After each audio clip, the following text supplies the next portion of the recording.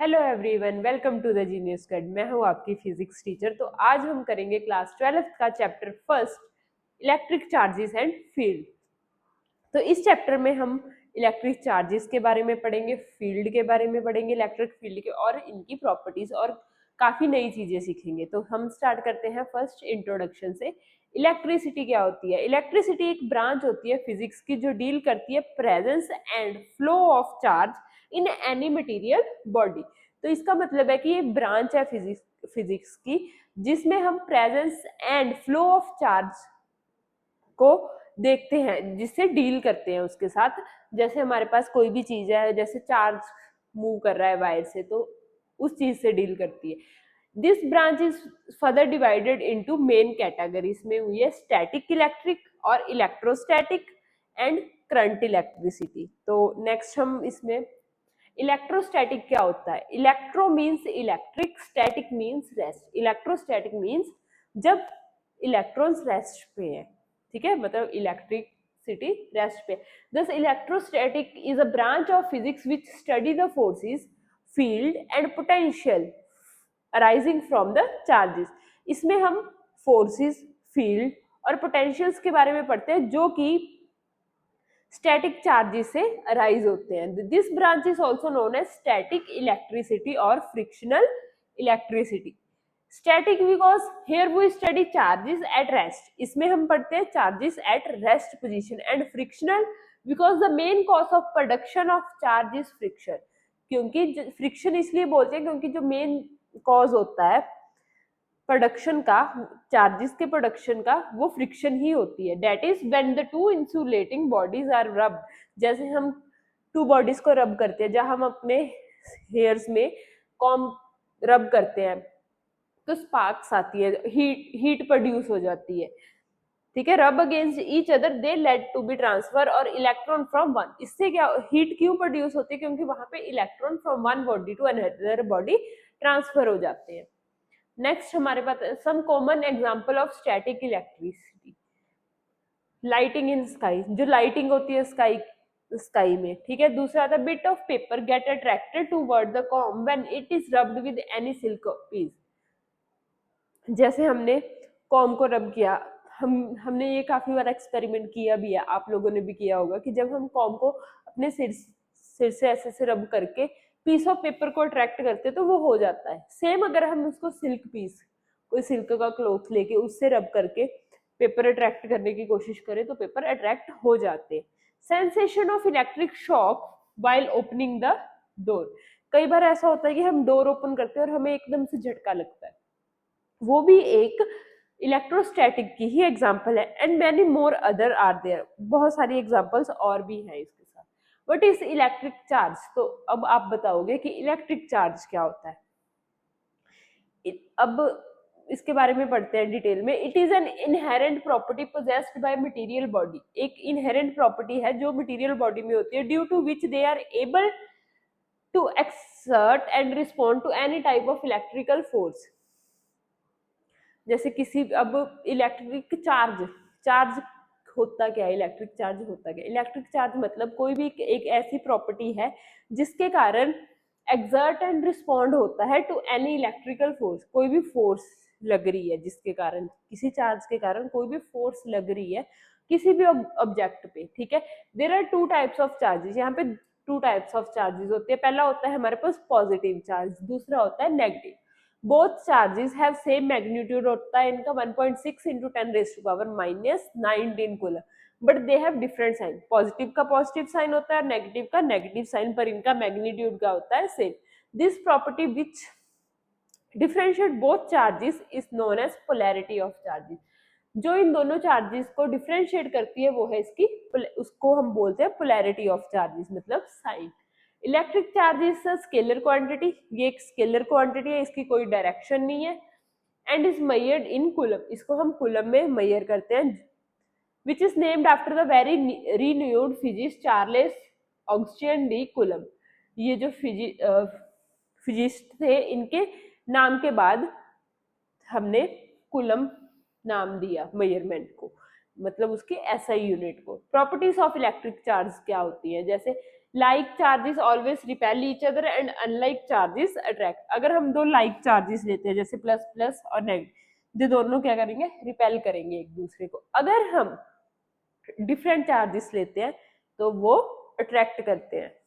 ये तो बेसिक चीजें हैं जो हमने पहले पढ़ी है। Charge bodies always attract neutral bodies. जो चार्ज बॉडीज होती है वो न्यूट्रल बॉडीज को अट्रैक्ट करती है। मतलब अगर पॉजिटिव चार्ज पड़ा है और नेगेटिव, वो दोनों न्यूट्रल है, तो वो एक दूसरे को अट्रैक्ट कर लेंगे। Body having equal number of positive and negative charge is said to be neutral. अब हमारे पास न्यूट्रल बॉडी कौन सी होगी, जिसके पास इक्वल चार्ज होगा, equal number of positive and equal number of negative charge होगा।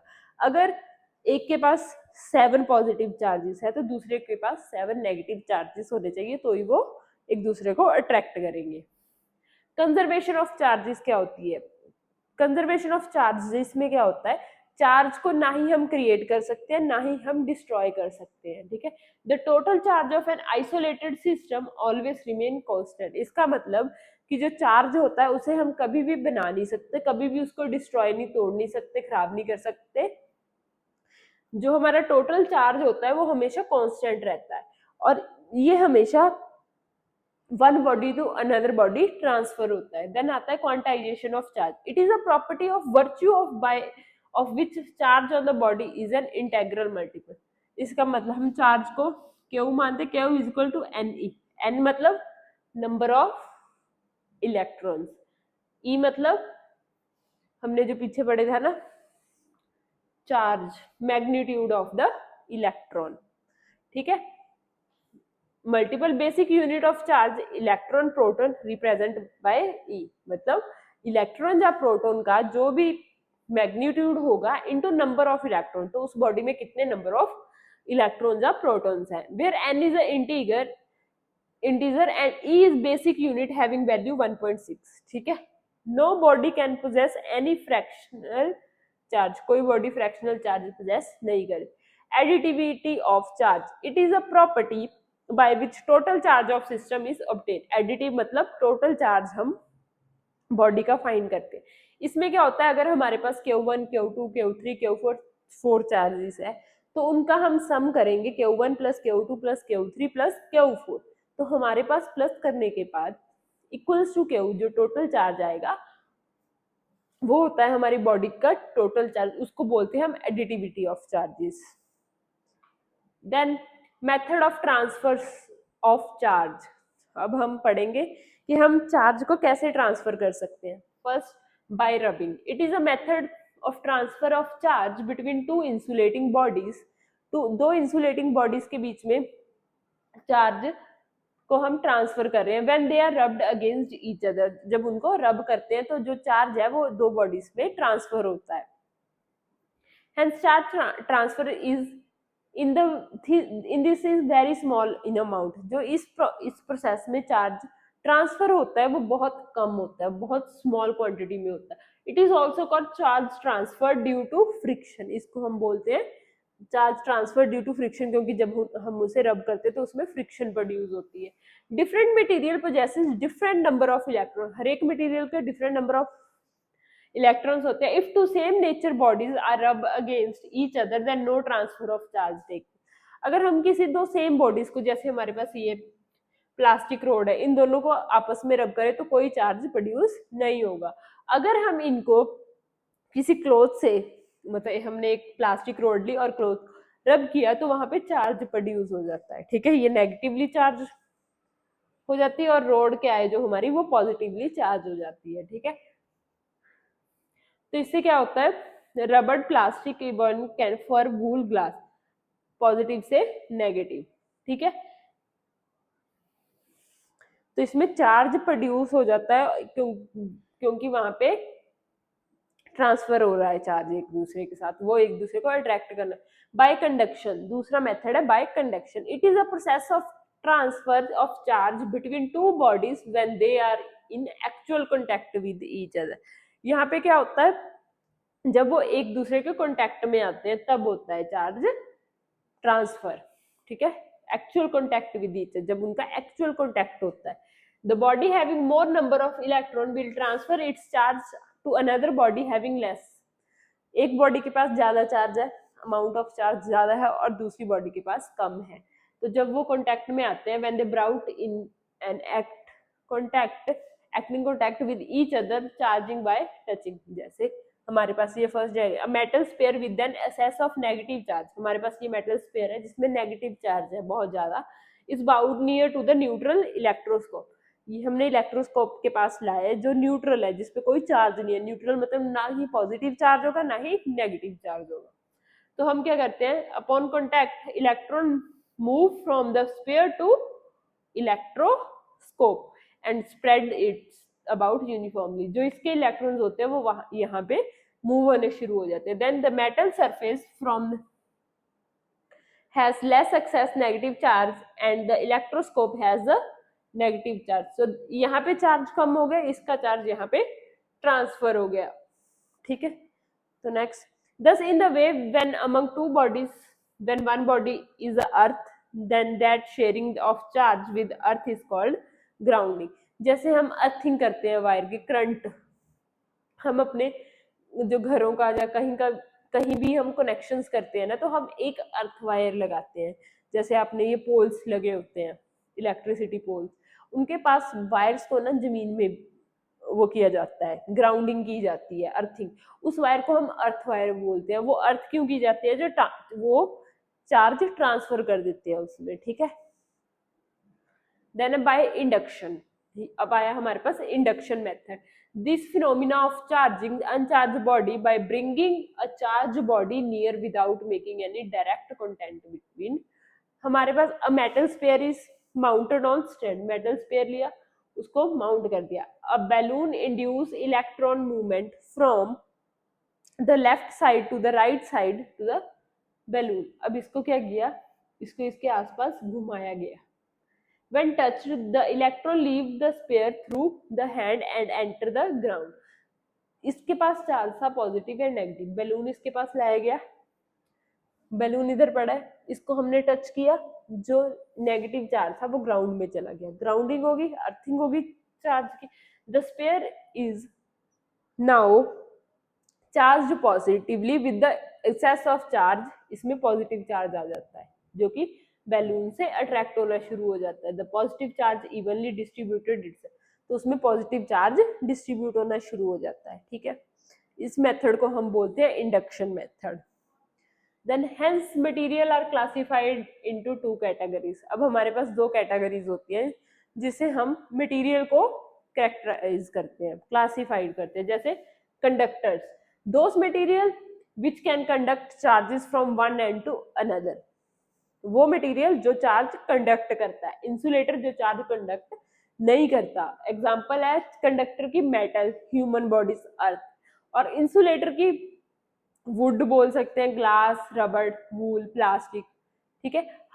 However, in the case of insulator, when an electric field is applied, induced charges appear, अगर हम जैसे हमारे पास ग्लास है, रबड़ है, इन पे चार्ज प्रोड्यूस कर दे, इंड्यूस चार्ज कर दे, तो इनमें चार्ज आ जाता है, बट वो आर्टिफिशियल चार्ज हो जाता है, जहाँ इंड्यूस्ड चार्ज बोल देते हैं उसको, ठीक है। Hence dielectrics are defined as insulating material which transmit electric effect without conducting, जो ट्रांसमिट करते हैं इलेक्ट्रिक इफेक्ट विदाउट कंडक्टिंग, बिना कंडक्शन के। In the case of conductor, when some charges is transferred, then it is distribute readily over its entire surface, अगर conductor से कुछ charge transfer कर दिया जाए तो उसमें क्या होता है, वो जो बाकी का चार्ज है वो उसी टाइम बाकी बॉडी में सारा चार्ज डिस्ट्रीब्यूट कर देता है surface, where in the case of insulator if some charges is put then it stay at the same place, अगर हम इंसुलेटर को कुछ चार्ज दे तो उसका जो चार्ज है वो उसी पोजीशन पे रुक जाता है, वो मूव नहीं करता इधर से उधर।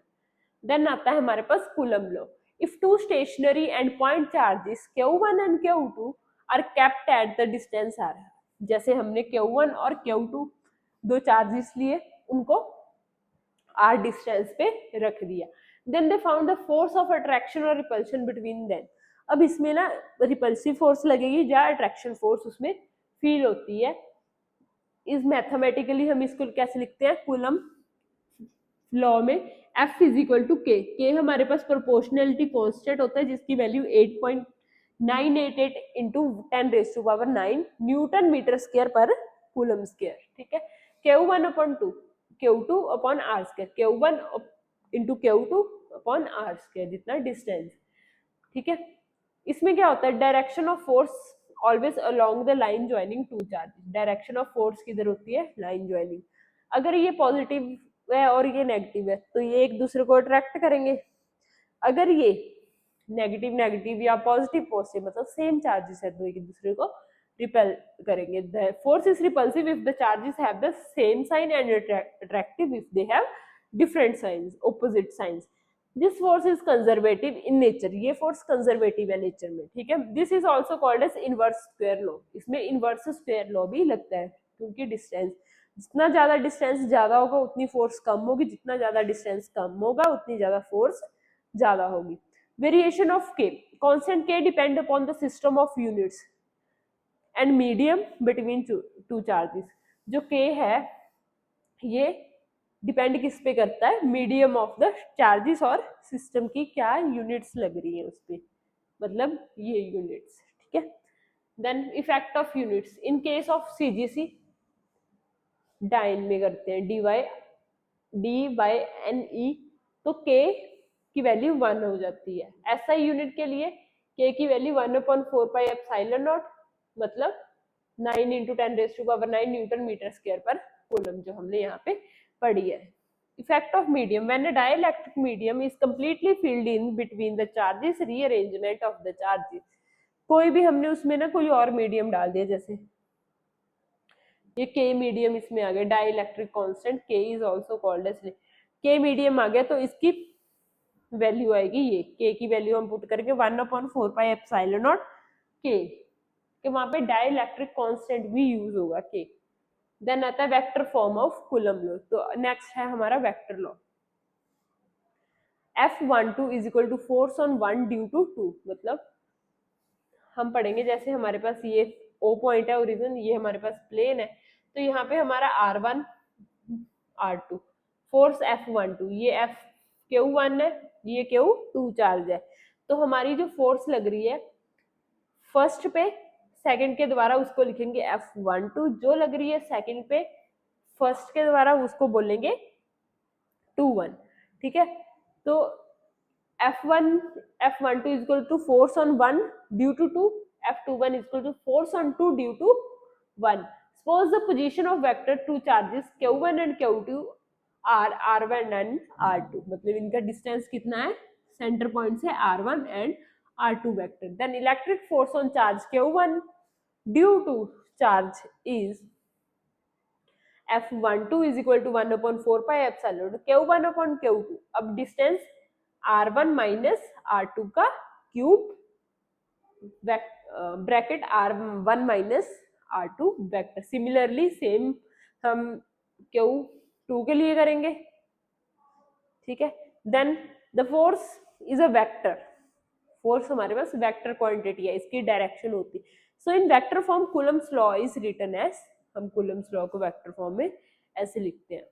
ठीक है, आर कैप, आर क्यूब लिखा था ना उसको आर कैप में वेक्टर फॉर्म में कर देते हैं convert. Where R1 is a unit vector directed for toward Q1 from Q2 करते हैं, तो नोट R1 है वो R21 के नेगेटिव के इक्वल होता है, बिकॉज R21 माइनस R1 होता है, यहाँ पे R1 माइनस R2। अगर हम यहाँ से नेगेटिव कॉमन निकालते हैं, इसको R1 माइनस R2 करते हैं तो नेगेटिव बाहर आता है। सेम जो F12 फोर्स होती है वो F21 के नेगेटिव के इक्वल होता है, ऑपोजिट होती है वो दोनों forces. Superposition principle, it state that forces on any charge due to the number of charges is vector. Sum of all forces on that charges due to other charges taken one at the time. यहाँ पे क्या होता है, हमारे पास एक charge है Q1, Q2, Q3, Q4, Q5, जैसे इन्होंने बोला Qn-1 Qr, हमारे पास काफी चार्ज है, उनका जो सम है वो Q के इक्वल है, और जो उनपे फोर्स लग रही है वो अकेले अकेले की फोर्स के सम के इक्वल है।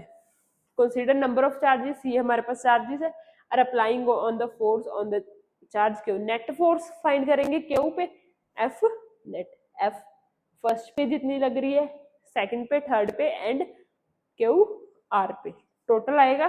तो ये हमारे पास टोटल 4 है, फोर्स आ जाएगी। इसी को हम बोलते हैं सुपरपोजिशन प्रिंसिपल। देन है हमारे पास इलेक्ट्रिक फील्ड। इलेक्ट्रिक फील्ड क्या होती है?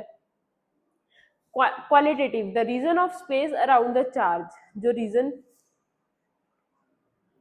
the region of space around the charge where it can exert a force on electric origin on the another। अब जिस, जैसे हमारे पास एक वायर है, ठीक है, हमने एक वायर ली, वायर में करंट पास हो रहा है, जो उसके आसपास का एरिया है जिसमें वो करंट महसूस हो रहा है, उस पार्ट को हम बोलेंगे इलेक्ट्रिक फील्ड।